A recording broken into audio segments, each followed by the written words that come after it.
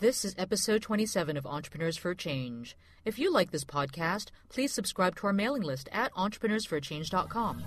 Are you ready to be the change? If so, you've come to the right place. You are about to join a movement of entrepreneurs who are empowering people, saving the planet, and turning their passion into profits while creating the lifestyle of their dreams. If you don't believe us, check out our website at entrepreneursforachange.com, a place where you can be inspired, mentored, and supported by a tribe of change-making entrepreneurs just like you.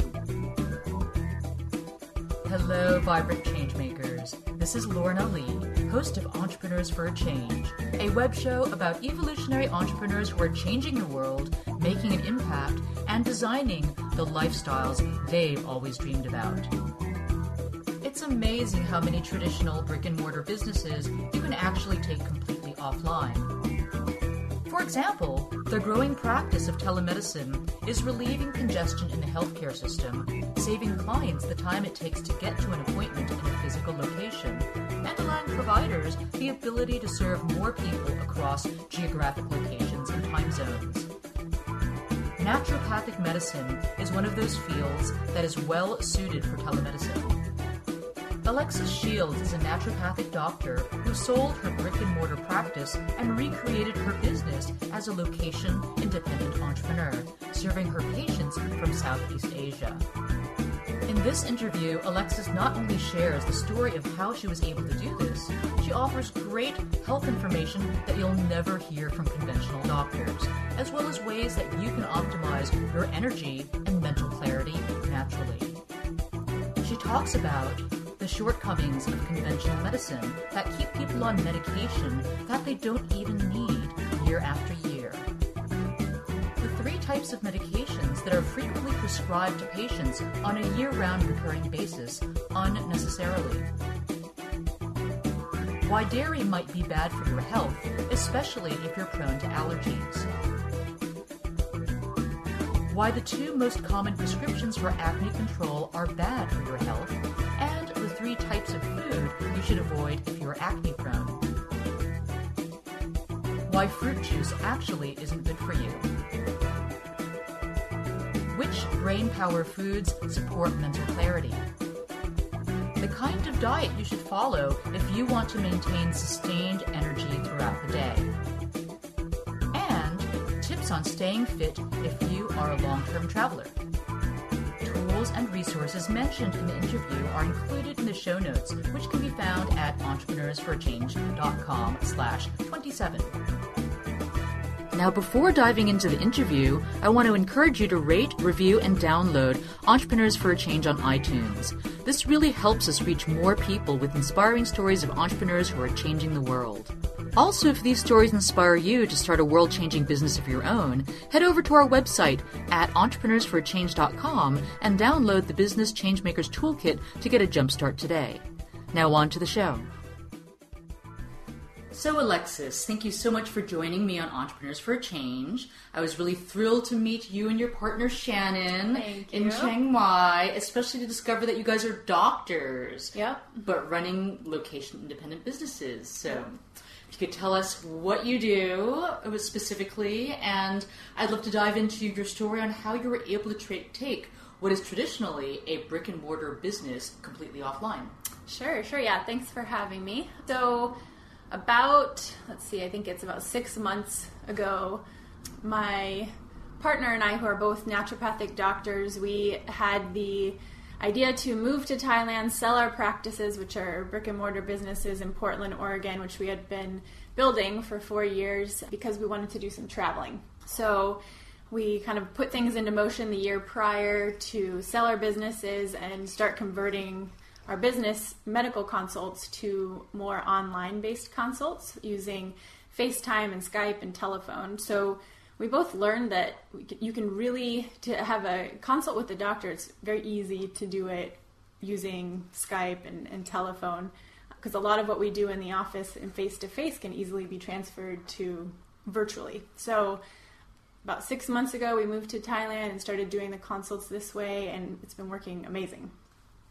So did you actually have a lot of your customers follow you? Well, we both sold our businesses, Okay. and so the patients that were existing with the business stayed with the business. However, over 4 years building my practice, a lot of my patients would move away, and they'd move to a state maybe that didn't have a lot of naturopaths, or they didn't want to go through the process of finding a new doctor. So we would set up kind of a telephone-based medical appointment, and it worked really well. And actually, there's a lot of websites popping up now, and my guess is in the next 3 to 5 years, it's going to be very common to have your first intake with a doctor over the telephone or over Skype, actually. And not necessarily Skype, but using an interface where you can see the doctor on whether it's on your iPhone or your computer, just because it really helps to decrease the kind of overloaded system that we have in conventional medicine, and also it's just a lot cheaper to do an appointment that way. So I think it's going to be really common in the next 3 to 5 years to actually do things in this way.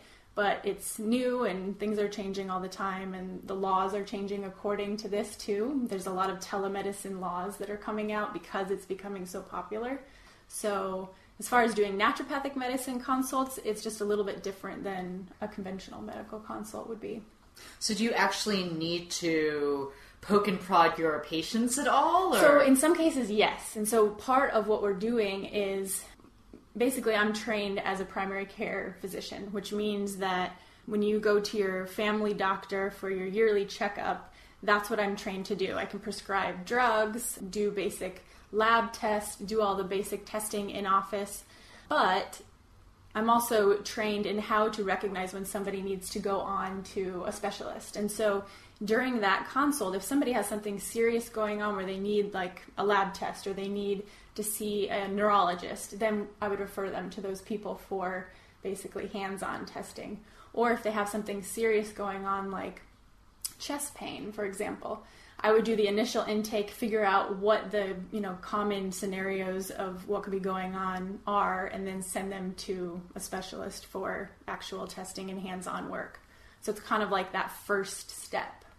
So if they're based in a city that you're not familiar with, how would you know who to refer them to? Usually, I would say 90% of the people that I see already have a primary care doctor, meaning they have somebody in their location that they go to for their yearly checkup, or if they have, strep throat or something like that.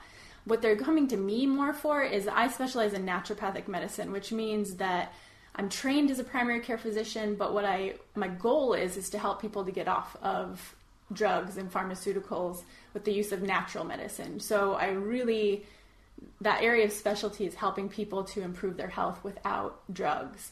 So when they're coming to me, it's kind of as not a second opinion, but they have me as part of their medical team to help them figure out all the ways with their diet and lifestyle that they can improve their health, and then also ways to decrease, side effects from medications or help them to get off certain medications, use natural medicine so that they don't have to go to medications. So for me, as a naturopathic doctor, when somebody comes to me in the beginning, it's, they usually already have their primary care. But I might tell them, you need to go in because this is beyond what we can do over Skype.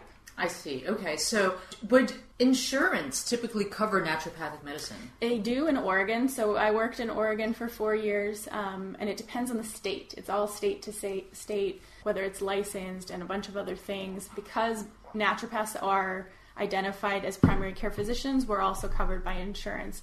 So a good portion of my practice in Oregon was insurance, but now, because it's over Skype, I'm not taking insurance. So help me understand more about the kinds of ways you would work with your patients. So maybe that might also include just helping us understand what the difference between a conventional medical doctor does and what a naturopathic doctor does. Sure. So in conventional medicine, you go to school. Your first part of your schooling is 4 years. Well, actually, it starts with your pre-med 4 years and undergraduate, and then you go into medical school for 4 years. And the first 2 years are very heavily in the sciences. And so you're getting all your basic sciences, and then you take an exam. It looks the exact same way in naturopathic medical school. We have our own medical schools. The first 2 years are very heavily basic sciences.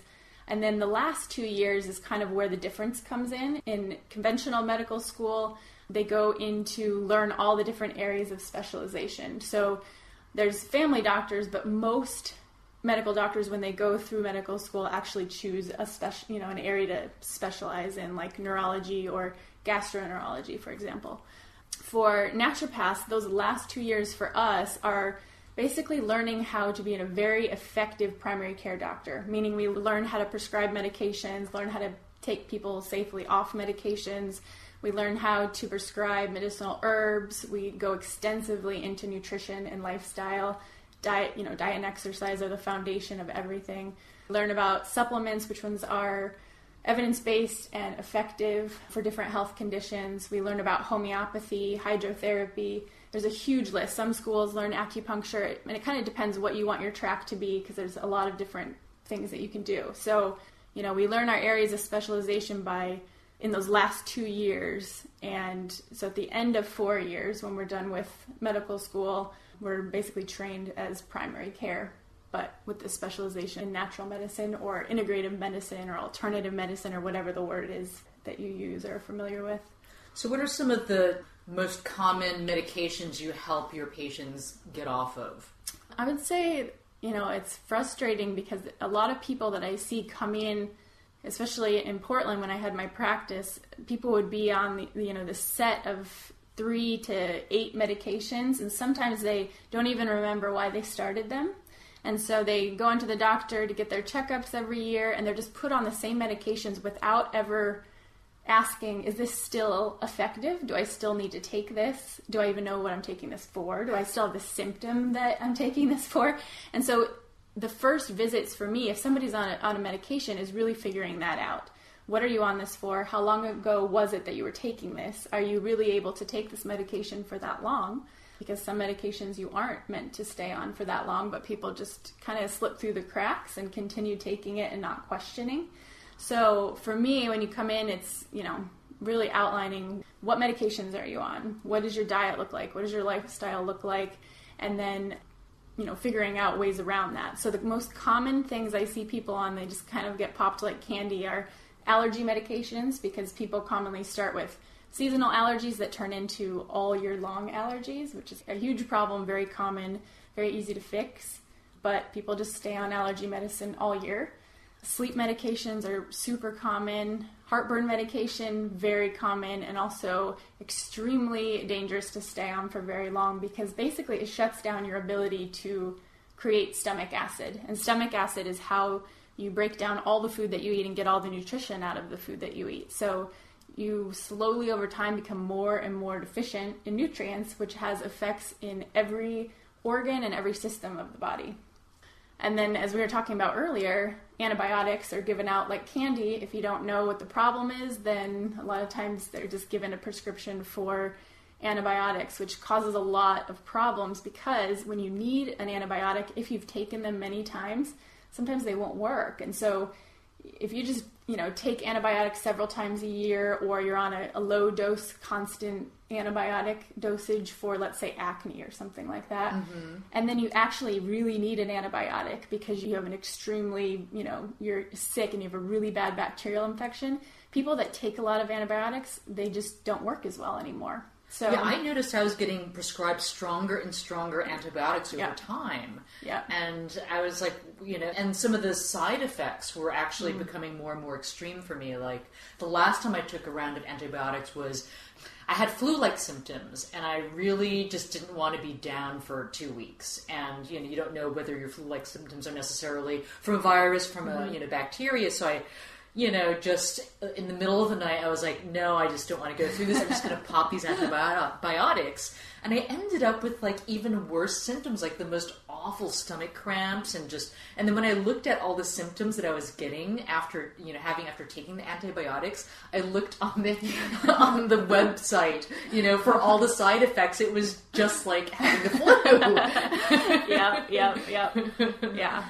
Yeah, so I was like, what is the point of this? So I just stopped. But then, not completing a round of antibiotics has other implications too, which is what's creating the strains of super, resistant antibiotics, which is a global problem. Yes, definitely. Yeah, people are just take antibiotics like they would take, a multivitamin. They're like, oh, this won't harm me. But there are a lot of problems with taking lots of rounds of antibiotics, especially in the digestive system. They will really start to cause chronic digestive problems if you take them too often. So can you give us some examples of natural ways to deal with allergy? Because you mentioned that seasonal turning into year-round. How does that happen, and how do you, not get sucked into taking year-round allergy medication?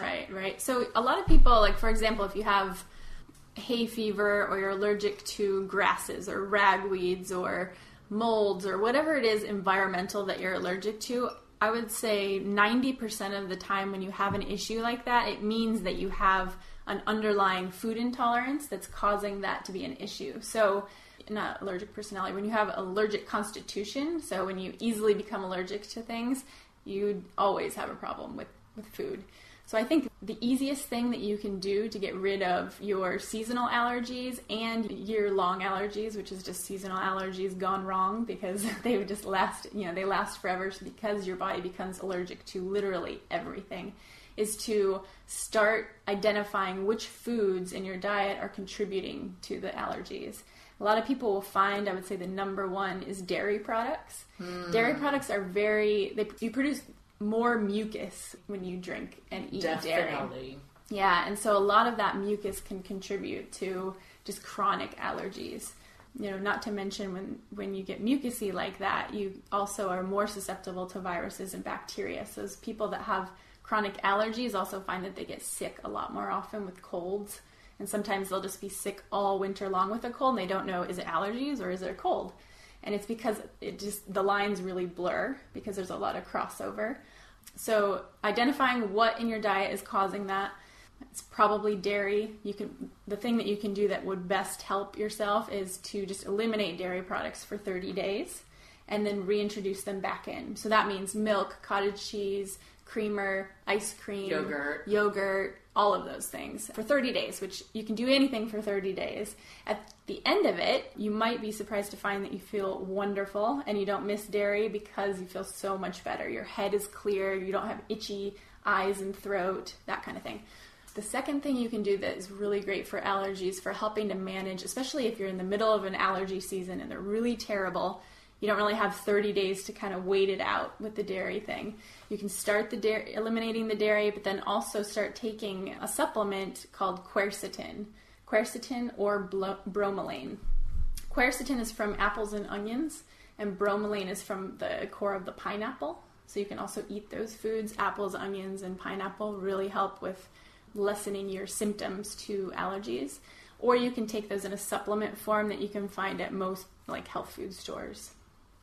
So what about things like acne, for example? Because, I see a whole range of drugs prescribed for acne, ranging from antibiotics to birth control pills. Yeah, exactly. So what can you do to reduce acne? Especially, hormonal acne. I mean, there's some, that I know, a lot of women, especially beyond the adolescent years, still continue to suffer from this. And so, what are, some of your recommendations to avoid getting down the whole pharmaceutical track of acne control? Yeah, so funny enough, too, there's a lot of food links to acne. And acne is a little bit more complex of a health issue because there's so many things that can cause acne. There can be hormonal issues like you were talking about. There can be food allergy components. There can be just the health of your skin in general. Acne a lot of times is little infections, bacterial infections. And so that's why antibiotics sometimes work, because it's helping to clear those little bacteria infections temporarily. But antibiotics they're not a long-term solution to that problem. Neither are birth control pills. And birth control pills, you're really putting yourself at risk because you're giving yourself a really, strong dose of hormones every month, which most women don't do that great with over the long haul. So some great things for acne is you got to start, there's not really any miracle cures for all of this. You can't, bypass all of the basics, and the basics are food. So start with eliminating dairy. Dairy is a really high one. The second one, or maybe even the first, they probably tie, is your sugar intake. So when you eat a lot of sugar, sugar feeds bacteria. When bacteria overgrows, then it creates infections. And because acne is a lot of times little skin infections, if you're eating a lot of sugar, you're just feeding that bacteria and making those infections worse.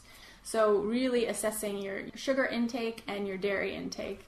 The third one that I see a lot for acne is wheat products. So things like bread, gluten, products. Exactly. Is rice gluten? So anything that says gluten-free, it's kind of a misnomer because it really means gliadin-free. And there's a lot of different types of gluten. Gliadin is one type of gluten.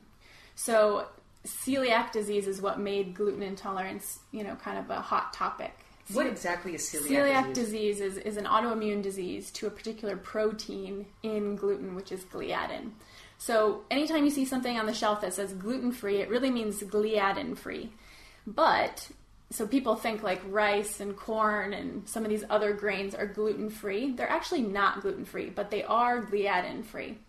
So if you have celiac disease, it's kind of known that gliadin is very inflammatory and feeds this kind of autoimmune disease. But what people don't know is that to a lesser degree, but still it's an issue, that all grains, so corn and rice and everything, also can feed into that. Even if it's brown rice? Even if it's brown rice. Or so any spelt? Grain, yes. Okay, spelt all right. too, yeah. Any grain can contribute to that problem. So yeah. Okay, so do you know much about fibromyalgia? Yeah. Okay, because I've known a couple people who have had it. Is there any naturopathic approach to dealing with that? Well, first of all, explain what that is. Yeah, so fibromyalgia is a generalized pain disorder. A lot of times when you get diagnosed with fibromyalgia, you'll have a traumatic onset, meaning you were in an accident or you had something happen at the onset of the pain that can be, there's kind of a typical pattern of what the pain looks like in the body. But it's basically, you can think of it in the simplest terms as just generalized pain that is usually constant, and it can be completely debilitating. And so people that have fibromyalgia, which is there's much more women that get it than men, we're kind of like going up in complexity. So fibromyalgia is extremely complex as far as how many things actually contribute to what's going on. But I would say the number one thing with fibromyalgia is that there's usually some kind of trauma to the body that happens at the onset. And so there's a huge emotional component to it. Anytime there's an issue with pain, there's emotions behind it. And so for people with fibromyalgia, it's very helpful to do, whether they do counseling or they do something like emotional freedom technique, or they do meditation or yoga, or they have some kind of a practice that helps with visualizing their body and their pain and helping to work through any traumas that they've had. And that's kind of like the backbone or the basis of fibromyalgia that a lot of people experience. Not everyone, but it's kind of the common pattern that you see. So you have to deal with that mental emotional component first, which is usually stress related. So helping your body to process and release stress instead of keeping it in your tissues. Like we have this thing in naturopathic medicine and probably elsewhere called you have issues in the tissues. And it means that you have stresses that are just kind of sitting in your body. And you can think of it like I just heard a story from one of my friends recently. She went in and got a massage. And as they were massaging, all of a sudden she had this huge release of anxiety about this particular thing that she had going on in her life. And it's something that we experience all the time. I mean, those kind of things will just come up and it seems like, wow, that just came up out of nowhere. But it's really not nowhere. It's just that we store those things in our body. And for some people, when they store emotions like that, it comes out as pain. Yeah, I totally believe that, actually. It's amazing how much we can pick up from our environment. Oh, yeah. I know that, like, when I was going into my corporate job and we'd have these meetings and there'd be, a lot of, like, underlying politics happening in the company that really affected your ability to do your job. And so I'd notice, like, I'd pick up all kinds of other people's energies. And so I really had to regularly go and do massage and sauna just to purge it all out. Yeah, and maintain your health. And it's easy to take on people's things. And I would say, too, that's a really good point, because with fibromyalgia, a lot of times these patterns have been learned from childhood. And so either their mother or someone in their environment, their father, a brother, sister, had some kind of an emotional thing going on, and they absorbed that because it was the best thing that they knew how to do at the time, their best coping skill that they had. But a better coping skill is to not hold on to those things. And so it's finding a way, which there are millions, really good ways to help you process emotions and stress. Okay, so what about, let's see, so somebody very close to me is being treated for breast cancer. And so the prescribed treatment for her is radiation therapy and hormone therapy. And so one of the concerns that I have is that, how long is a hormone therapy going to go on for? Yeah. And it seems to be, impacting her quality of life. Yep. Is there some kind of natural alternative to hormone therapy, to chemotherapy? I've heard of a lot of really alternative treatments for cancer, like the Gershon method, for example, which is not allowed even to be practiced in the United States. Right. Which is basically extreme juicing to deal with your cancer. Yeah, they do them a lot in Mexico. They have the clinics. I think that there are a lot of people are doing a lot of amazing experimental therapies with cancer right now, and it really depends. With cancer therapy, it's all dependent on the type of cancer, because cancer is very different based on what part of the body we're talking about, what kind of cells we're talking about. And so for naturopathic medicine, a lot of people have this misconception that, oh, well, you're completely anti-drugs. And that's not true at all. Actually, sometimes drugs are the least invasive, most appropriate course of action for that particular, disease. And sometimes with cancer treatment, this is very much the case, where naturopathic medicine plays more of a supportive role. So we help people to prevent it from coming back. We help people to manage the symptoms while they're on radiation and chemotherapy. Some cancers respond very well to traditional medicines. And so, anytime someone has cancer, I think it's really important to look into the studies. What are the current studies saying? What is the percentage of cure rate, or putting a cancer into remission, or whatever it is, whatever the words are that they use for that particular type of cancer and that drug, what are the statistics? Because a lot of people will just take a drug thinking, oh, well, it's going to, it'll cure me. But then when you look at the actual statistics, it's not really that helpful. And so they put themselves through a lot of grief for a long time with not that much success rate using that medication. And so for breast cancer, they're very extremely effective treatments, radiation, the hormone therapies. And for the hormone therapies, you usually aren't on them for life. You're on them for a certain number of years, and the studies show that for that period of years, it really helps to prevent the reoccurrence of the cancer. And so for naturopathic medicine and that, you really want to just help with clearing the body of excess, estrogens and any hormones that are building up in the body. Also, all the side effects that come along with, like hot flashes and things that come along with blocking your hormones. So yeah, naturopathic medicine and cancer is a whole spectrum of things that are, good treatments, but it's usually supportive. I've heard that sugar really is something that you need to try to eliminate because cancer cells feed on sugar. So what kind of dietary recommendations would you make for someone who's going through cancer treatment? Yeah, I would say the same base diet that I would recommend for anyone. Depending on what's going on, there's always different nutrients that I would recommend for people. For example, if they're going through chemo and they can't eat a lot of food because they're often nauseous, there's really high calorie dense foods that you want to make sure that they're getting into their body when they can eat. But for the average person that has cancer that isn't going through a treatment that is making them nauseous and vomit all the time, it's this basic diet of eating really good, healthy animal products, fats, vegetables, fruits, and basically whole foods diet, but it eliminates things that turn into sugar really fast. So foods that turn into sugar fast, which are dairy products, because it's milk sugar, grains like wheat, white potato, a lot of white foods. And soy products are not a good idea because it's, in the U.S. especially, I think 80 or 90% of all soy is genetically modified, and genetically modified foods have also an effect on cancerous cells. So cancerous cells are very rapidly dividing, and when you add sugar in, it just feeds that particular tumor or cell. That's what they've shown in rat studies anyway. And so definitely it's not a good idea to have a solid diet of sugar and things that turn into sugar very fast.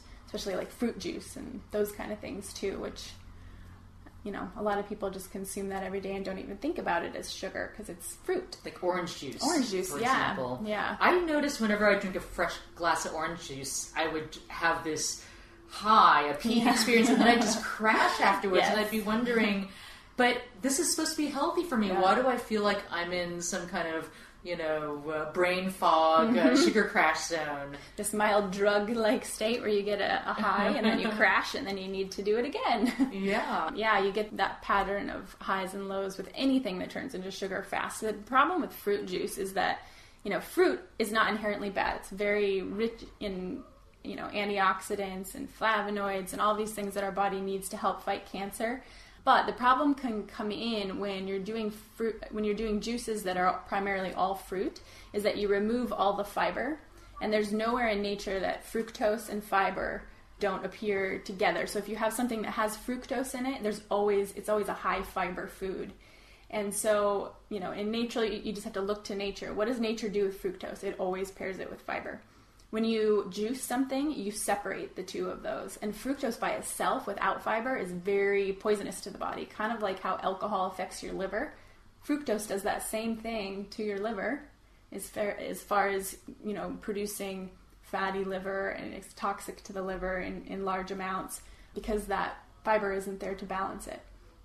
I see. So you're probably better off doing a blended fruit smoothie. Definitely. Instead of like a pure doing the whole fruit fruit. Exactly. And it's really, it's preferred just to eat your fruit, because when you get a glass of orange juice, it's like 3 oranges, and you would never sit there and eat 3 oranges normally. You would eat 1.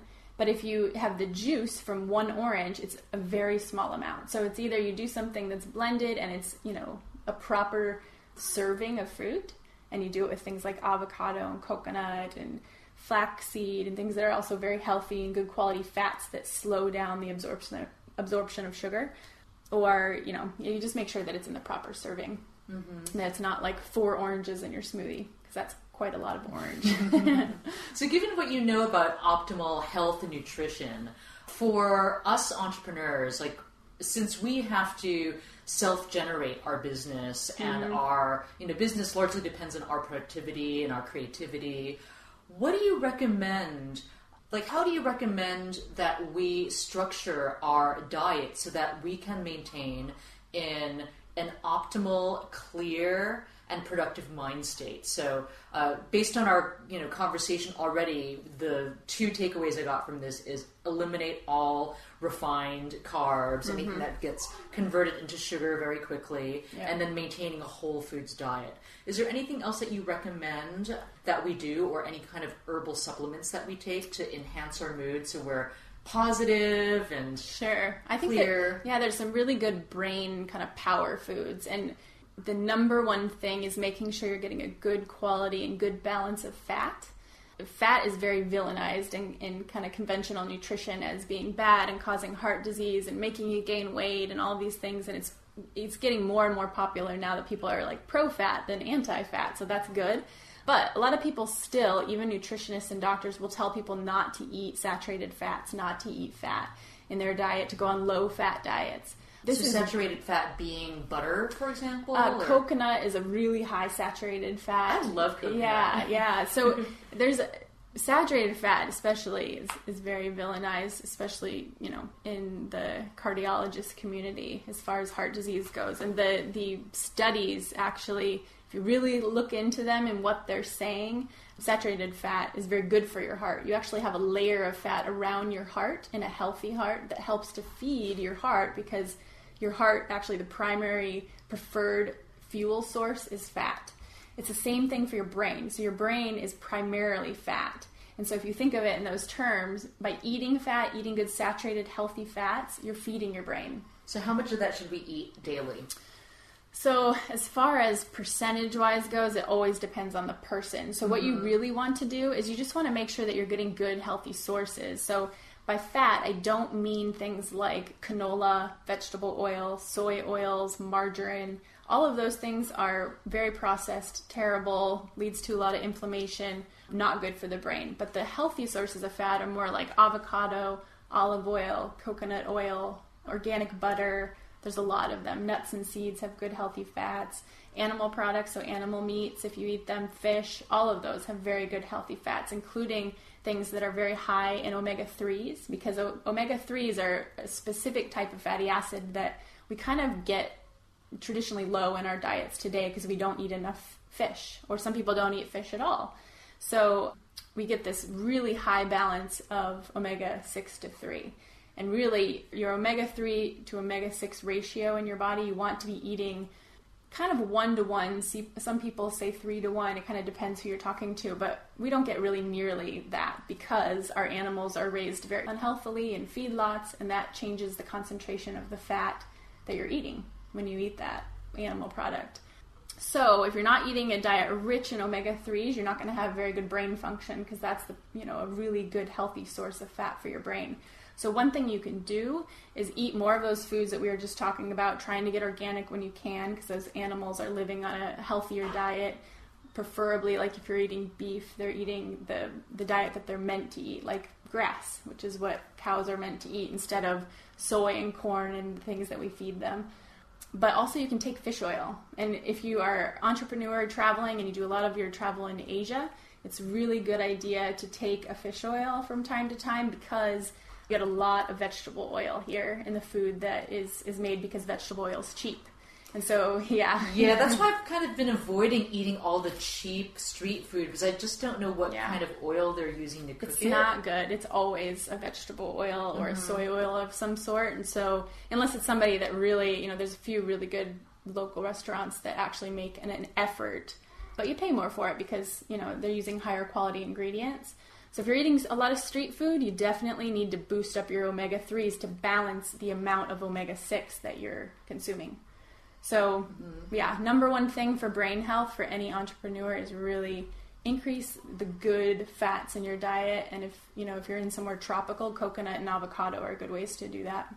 Okay, so what are some of your top tips for staying healthy on a location-independent lifestyle? Yeah, so I would say my biggest things are all the foundational stuff that when you're busy and you're a creative type and you're moving a lot of those times, the basic stuff really goes out the window because you're not living a very consistent routine every day. Right, or eating out all the time. Or eating out all the time, or things that you just have less control over what's going on. And so the number one thing is to establish a routine wherever you are. So every time that you move to a new location, you really have this constant routine where you're not constantly feeling like you're on vacation, which happens. You'll just, you move to a new place and you got to explore that place, of course, and it just kind of ruins your momentum because it's like on vacation mode again, so you're not eating well, not sleeping enough, that kind of thing. So it's establishing a routine, and the way that I like to help people to do that is to tell them to do 3 things every morning without fail that kind of starts their day on a really good foot. So, for example, what I do every morning is I get up and I drink a huge glass of water, so like 12 to 16 ounces, because you're going through the entire night and basically, getting more and more dehydrated, if you will. So in the morning, you want to rehydrate all your tissues because your brain has a lot of water in it as well. So rehydrating your tissues with a big glass of water. Do you put lemon in it? I do, yeah, I do. I like that. So you can definitely do that. That's fine. And then the second thing that I do is I do a 5 to 15 minute or however long that I have kind of mini guided meditation. And I'm not somebody that is very good, or I don't have a long history of doing meditation. And so I do a guided meditation with a really awesome iPhone app called Calm, C-A-L-M. And you can pick your scenery and what you want to focus on, and they take you through this guided meditation, which is awesome and kind of decompressing. Really helps to decrease any kind of, when some people, they wake up in the morning and it's like all these things start running through their mind of what they need to do for the day. It really helps you to decompress so that you're not walking through your day completely stressed out or totally disconnected. Just ground and become present first. Yeah. So that's the second thing. And then the third thing that I do is I do a 10-minute workout. And a lot of people have this mindset like, oh, if I don't have an hour or 30 minutes to work out, then it's not worth it. And actually, I find that if you break up your exercise into smaller chunks, that you do them much more often, and they actually have much more of an effect on your body because you do them more often. So in the morning, I do a 10-minute workout. It can be anything with like doing body weight exercises, doing yoga. Mine happens to be yoga. I use this great website called Bar3, and they have online workouts, and I love them because it's $15 a month, which there's no gym membership with unlimited classes that is $15 a month. So I log in the morning, choose 10-minute workout, choose the area of the body I want to focus on, and I really get in that kind of healthy mindset of feeling good in my body right away. So, do you know of a good body weight website? Because, I mean, one of the things is, like, traveling, sometimes you don't know if you're going to end up in a place that has much room or not. Yeah, and that is another reason why I actually like this workout, because you don't need props and you don't need much room. But there's some other really good ones out there. So there's Only Body Weight, which is another entrepreneur has created that one, which is really great. It's called Only Body Weight? Only Body Weight, yeah. Okay. And I know I haven't checked out a lot of their programs, but from what I've seen, it's really good information. And then there is, Daily Burn is another one, and that's also exercises that you can do in short stints, and you can pick what kind of exercise you want. Do you want yoga? Do you want dance? Do you want core exercises? Do you want, body weight exercises, that kind of thing? And that's also very cheap monthly subscription. There's a bunch of them popping up there that I don't have experience with, but yeah, there's great stuff. We'll include the links in the show notes. Yeah, we will. Awesome. So tell me, what are you working on right now? So I'm constantly working on my consulting business, and so right now I do these medical consults over FaceTime and telephone and Skype with people kind of all over the world right now. So that kind of looks like whatever a traditional doctor office visit would look like, except for it's about an hour long each time. And so we go through their health history. In the first visit, we go through their health history and what their diet looks like and their lifestyle, what their health goals are, and then come up with a treatment plan, and then we follow up over time. So there's that one side to my website that I have, that I'm building right now, and that I've been building for the last 6 months that we've been in Thailand. And then the next thing that's to come that I'm working on is creating kind of mini health programs that somebody who, let's say they suffer from chronic urinary tract infections or chronic allergies or chronic digestive problems or whatever it is that is kind of these minor nuisances that people will commonly just go to drugs for. I'm going to create these courses where you can basically learn how to heal yourself from these problems using food, using natural medicine, using different lifestyle changes. So right now I'm creating those courses, and the first one to be released, I'm not entirely sure which one it's going to be yet, but I'll release them over time, and I'm always taking suggestions of things that people want. So yeah, that's what I'm kind of working on for these next 6 months, is getting that going. Fantastic. How do you normally attract your clients these days? And do you have a strategy for attracting clients when you roll out your new programs? Yeah, that's actually one of the biggest kind of learning curves that I've had since I've been to Thailand and meeting this group of entrepreneurs with the Dynamite Circle, is that it's this amazing resource of people who are experts in this sort of thing, whether it's SEO or building websites or driving traffic. And so I'm all of it I'm very new to. Right now, my primary place that I get people is actually word of mouth. So patients that I've treated that have had successes send me their friends and family. So with my consulting business, that's where I get most of the people. With the programs that I'm building, I'm going to use pay-per-click ads and Facebook ads, and really creating a lot of good content and passing that around the internet to drive traffic.